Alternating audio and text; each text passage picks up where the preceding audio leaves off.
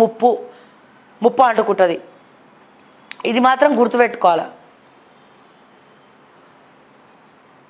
ఇగో నిందితులకు న్యాయం చేసి బాధితులకు అన్యాయం చేసిన పోలీస్ అధికారులు, పోలీస్కి అన్ని కంప్లైంట్స్ ఇవేనండి. మాకు పోలీసులు కుమ్మక్కైండ్రు, అవినీతి చేసిన వాళ్ళకి కొమ్ము కాస్తున్నారు. మేము కంప్లైంట్లు ఇస్తే తీసుకోవట్లే. మా ప్రజావాణిలో కూడా గన్ని గివే కంప్లైంట్లు.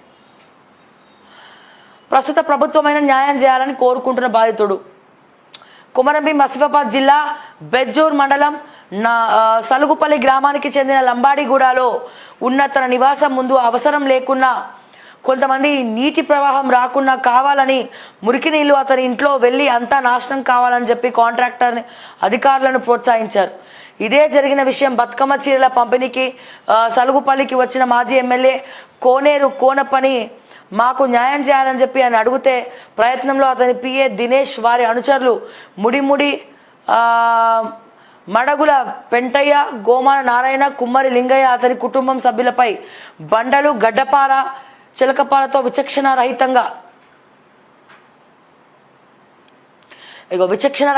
ఇంట్లో చెరబడి దాడి చేశారు. ఇదంతా కౌటాల సిఐ బుద్ధస్వామి, బెజ్జూర్ ఎస్ఐ సెగ్యం వెంకటేష్ ముందే జరిగింది. అదే రోజు ఫిర్యాదు చేయడానికి వెళితే బెజ్జూర్ ఎస్ఐ ఫిర్యాదు తీసుకోలేదు. సిఐ ఎస్ఐకి రిజిస్టర్ పోస్టు ద్వారా ఫిర్యాదు చేసిన వారు ఫిర్యాదును వాపస్ పంపుతున్నారు. బాధితులకు తెలియకుండా పోలీసులు అక్రమ కేసులు బనాయించి నిందితులను రక్షించారు. దాడి జరిగిన తేదీ 24/9/2022 నుండి ఇప్పటి వరకు కూడా పోలీస్ కార్యాలయాల చుట్టూ తిరిగిన అధికారులు పట్టించుకోవడం లేదు. గత ప్రభుత్వ హయాంలో చేసినటువంటిది ఇప్పటి వరకు నడుస్తూనే ఉన్నది వీళ్ళ లొల్లి. సోమవారం సైతం ఎస్పీ కార్యాలయంకు వెళ్ళి మళ్ళీ ఫిర్యాదు చేసిన బాధితుడు ప్రస్తుతం ఏర్పడ్డ ప్రభుత్వమైనా మాకు న్యాయం చేయాలని బాధితుడు మీడియా ద్వారా వేడుకుంటున్నారు. భయభ్రాంతులకు గురి చేసి దాడులు చేయడం వల్ల తన భార్యకు పక్షపాతం వచ్చిందని ఆవేదన వ్యక్తం చేశాడు. పోలీసులు మారిన ప్రభుత్వంలో అయినా న్యాయం చేస్తారో లేదో చూడాలి మరి అని చెప్పి మాకు దీని గురించి మాట్లాడండి శ్రావ్య గారు అని చెప్పి మా వాట్సాప్ నెంబర్కు ఈ డీటెయిల్స్ అన్ని కూడా పంపించడం జరిగింది. సో దయచేసి ప్రభుత్వం వీళ్ళకి న్యాయం చేయాలని చెప్పి నేను అడుగుతా ఉన్నాను. అండ్ అదే రకంగా టీఆర్ఎస్ పార్టీ అండదండలతో సిర్పూర్ నియోజకవర్గం మాజీ ఎమ్మెల్యే కోనప్ప దళిత కుటుంబంపై దాడి చేయించి అదే దళితుల మీద అక్రమ కేసులు బనాయించాడు.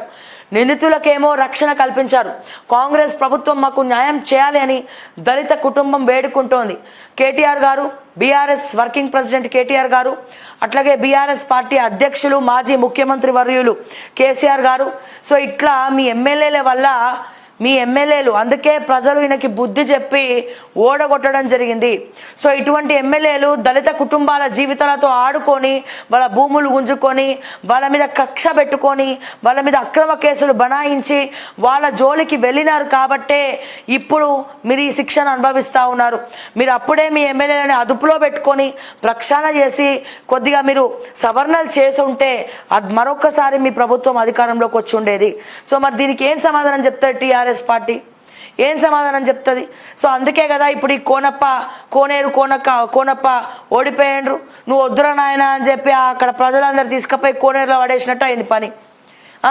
ఇంకా వాళ్ళని వదలట్లేదు. ఓడిపోయినా కానీ ఈయనకి బుద్ధి రాలేదంటే ఇక మేము ఏం చెప్పాలి సార్? సో మీరన్నా పిలిచి ఆ కేసులు వాపస్ తీసుకోమని చెప్తారా? పశ్చాత్తాపం పడేలాగా చేస్తారా? తప్పును సరిదిద్దుకుంటారా? లేకపోతే ఏం చేస్తారనేది ఇక టీఆర్ఎస్ పార్టీ, బీఆర్ఎస్ పార్టీ విజ్ఞతకే మేము వదిలేస్తున్నాము.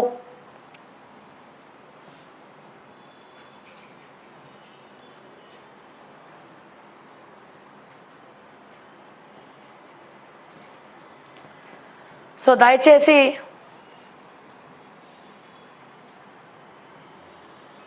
దయచేసి రెండు మనం మాట్లాడుకున్నాం, మూడు మాట్లాడుకున్నాం.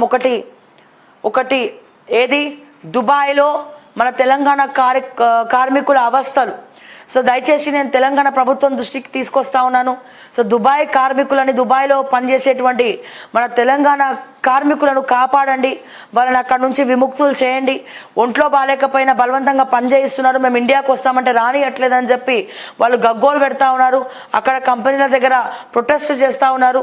సో ఈ రాష్ట్రం ఎవరైతే ఉన్నారో రాష్ట్రం తరపున దేశం తరపున వాళ్ళతో మాట్లాడాలని చెప్పి ఎంబసీతో మాట్లాడాలని చెప్పి మరొక్కసారి ఈ విషయాన్ని మీ దృష్టికి తీసుకొస్తా ఉన్నాను.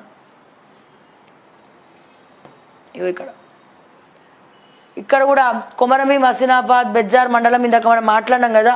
సో లంబాడి కూడా సో ఈయన భార్యకే పక్షవాతం వచ్చింది పోలీసుల దాడి వల్ల. సో 2022 సంవత్సరం అంటే 2024 అయింది. సో అదే పోలీస్ నాకు న్యాయం జరగాల్సిందే అని పట్టువదని విక్రమార్కుడులాగా 2022 సంవత్సరం నుంచి కూడా తిరుగుతూ ఉన్నాడు పాపం. ఇంకా వాళ్ళే వెనకేసుకొస్తున్నాడు. ఇంకా కోనేరు కోనప్ప ఓడిపోయిన తర్వాత కూడా వీళ్ళని ఇబ్బంది పెడతా ఉన్నాడు అక్రమ కేసులు బనాయించి. సో దయచేసి బీఆర్ఎస్ పార్టీ కొంచెం అదుపులో పెట్టుకోండి. ఇవన్నీ కూడా ఒకసారి మాట్లాడండి, ఆయనతోటి కేసులు విత్డ్రా చేసుకోమని చెప్పండి, సరైన న్యాయం జరిగేలాగా చేయండి. సో మళ్ళీ నెక్స్ట్ టైం ఇంకోసారి అటువంటి వాళ్ళకి టికెట్లు ఇవ్వకండి అని చెప్పి నేను బీఆర్ఎస్ పార్టీకి నేను చెప్తా ఉన్నా.